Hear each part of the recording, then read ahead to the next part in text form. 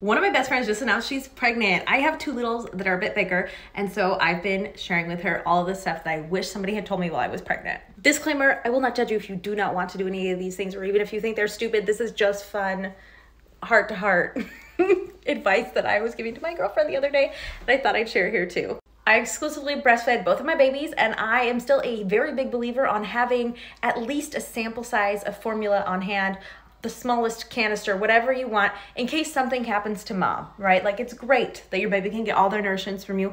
I hope you never have to use this formula, but sometimes things happen. You get stuck in traffic, car crashes happen, you get caught up somewhere, you were just supposed to be going out for girls' night and things happen and you're not able to get home on time. You want who's ever taking care of your baby to be able to have a backup. And again, you don't have to go out and buy like the big canister, bulk size, whatever. Just, something on hand in case an emergency happens, which I hope it doesn't ever happen to you. I was lucky enough, we didn't ever have to use it, but it's just reassuring to have it on hand in case somebody needs to feed your baby and you're not available for whatever reason. You probably don't need about like 90% of the baby gear, maybe even more, that you're gonna see advertised to you during this time period while you're pregnant.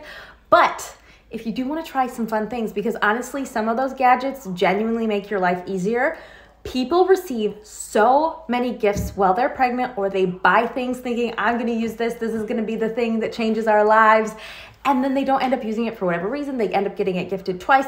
And by the time the baby gets born, it is too late to return it to the store. If you go to used children's stores, they have tons of brand new with tags baby equipment.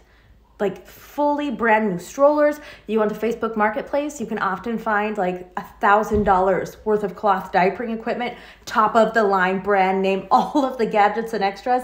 And mom will say in the description, hey, I tried this for a week, hated it. And then you can get all of that for $50. And if it ends up not working out for you, then you only wasted $50.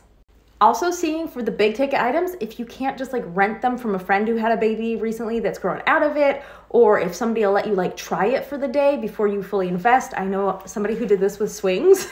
I've heard that a lot of babies are really particular about like which type of swing they like and which ones are actually gonna work for them.